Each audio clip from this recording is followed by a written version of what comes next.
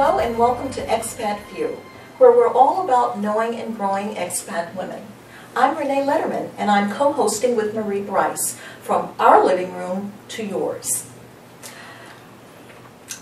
Our guest today spent most of her life as a child moving every 2 to 3 years.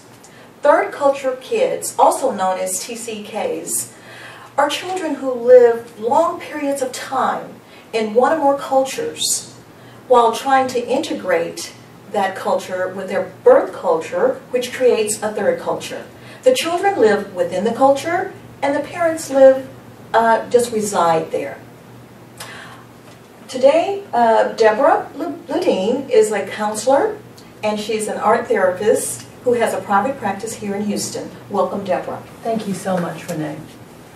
Deborah, I would imagine moving every 2 to 3 years would create a mixed bag of emotions. It definitely did. Can you tell us something about your most vivid memories about all of those moves? Oh, I have a lot of emotions and memories about those moves.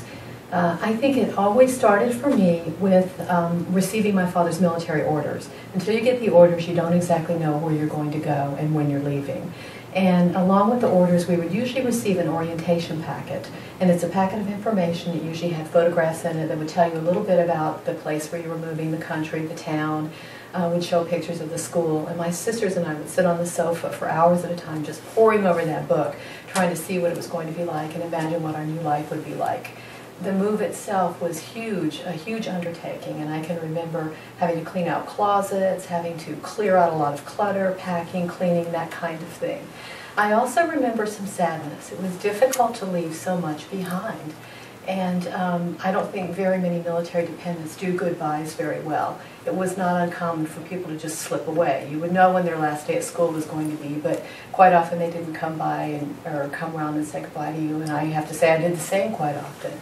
I can also remember riding in the back seat of the car, pulling away from our house the very last time before we went to the new location, and just sitting there really quietly crying because it was really sad to leave.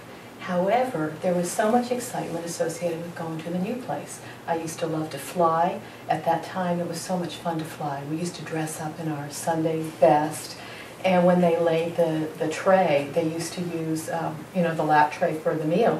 They used to use real cutlery, real linen, and real china. So it was a mixed bag, mainly excitement, but there was a little bit of sadness there as well. I can imagine that sadness. Just hearing your story, Deborah, I feel sad. It creates sadness within me. Having to say goodbye, making good friends, and then knowing that at some point you're going to have to say goodbye to them. That can be very sad. Can you tell me, what about, how did it impact you? All of the moving all the time, how did that impact you as an adult? Well, I think as a young adult, it really was difficult for me to develop a sense of stick-to-itiveness. It was always much easier for me to leave a job, to leave a relationship, to leave a city, to leave a country. And I had a hard time sometimes sticking with a difficult or challenging life situation. It was a lot easier for me to leave, and I bounced around quite a bit as a young adult. But happily, I've got that worked out now, and I'm pretty rooted to Houston. I've been here for quite a long time. I have a good family, friends, and meaningful work here, so I feel really connected to Houston. I will definitely say that I will probably never live in a small town. Moving so much, I still love to travel, and I love options. And living in a city like Houston affords me the opportunity to introduce quite a bit of change into my life without feeling like I have to pull up stakes and move. And I love options, I love possibilities, and I love change. And I know that is as a direct result of growing up the way I did. You had lots of adventure, lots of excitement, as well as the sadness. Do you think that did it make you a stronger person? Did it make you a well-rounded person?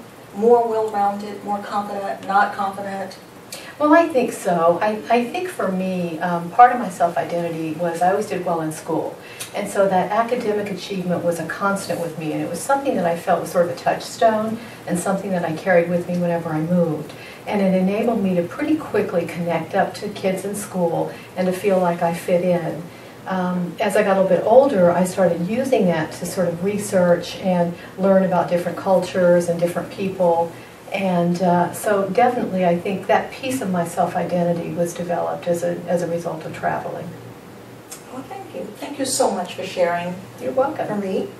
Actually, I'd love to know, you've experienced this as a child, Deb, so what sort of things do you think that parents need to do to prepare their children for this kind of moves? I'm so glad you asked, because I think there's a lot. In my perspective, I really want to talk to parents who have kids of school age and adolescence, because that's what I really know. I've already alluded to some of the sadness. I think in my family, we were taught that, hey, this is the way you do it, and there was never any outward expression at all of any sadness or anxiety on the part of my parents. And so there was a lot of information about going forward, which was very exciting, and I think that is as it should be, but I think just having to leave everything behind and start over again merited at least a little glance backward, a little acknowledgement about what that would be like. So I think that would have been really helpful. I think it's important for parents to recognize what their kids are good at, what their kids find interesting, and try to connect their kids to that as quickly as possible. It might be art, so you want to enroll them in an art class or sports or whatever, but get them connected up to something that makes them feel good about themselves.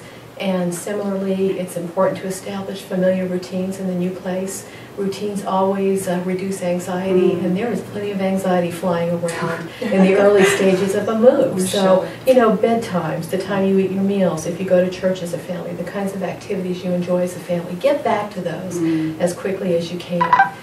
And so you're saying the routines and the connection are important too, but also getting everybody involved in that whole situation and being able to express those emotions. Huge. Absolutely, yeah. So I interrupted you. What was your last one? Well, in terms of expressing the emotions, it doesn't have to be a big family meeting or a big formal event. It can be as simple as just coming alongside your child and saying, you know, honey, I can imagine that you might be a little scared about moving to that new school.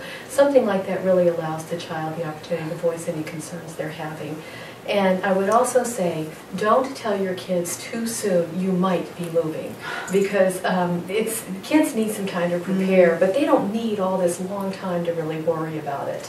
And for me, I really felt like I had a certain tentativeness, a certain hesitancy, and a certain hanging back, reluctance to sort of initiate and get involved in things, because I never knew how long I was going to be there. So kids need some time to prepare, but not as much as you think.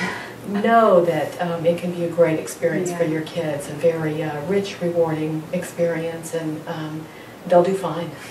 And that's so funny, that time factor is very important, because young children don't have a concept of time. So when you say it's going to be next week or next month, it just seems such a vast expanse away from them. So exactly. That's so true. Exactly. So as an adult today, how do you use some of those third culture kid experiences and knowledge and understanding in your therapy and your practice?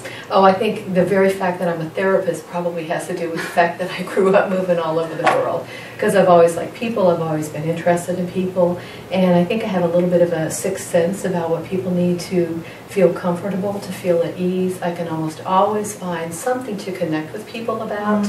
And I'm also an art therapist. Maybe that, because art is a universal language, maybe that's no accident as well, although I've never thought of it. I have found that the similarities among people are much greater than are their differences.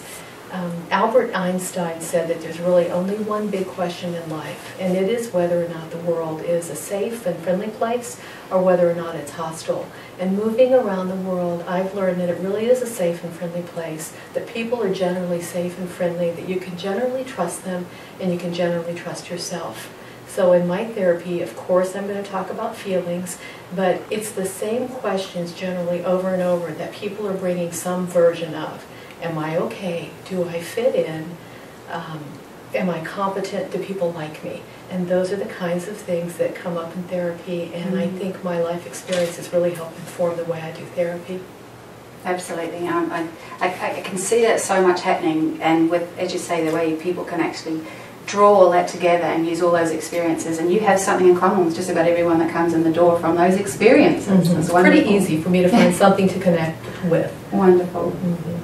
Well, it's really interesting to think third culture kids have an amazing impact on the world these days, and they're being valued globally by major organisations because they have these cross-cultural skills and ways of expressing themselves and interacting and developing relationships. So they have a huge potential to influence the world, but it can sometimes, as Deb said, come as a cost, at some kind of cost.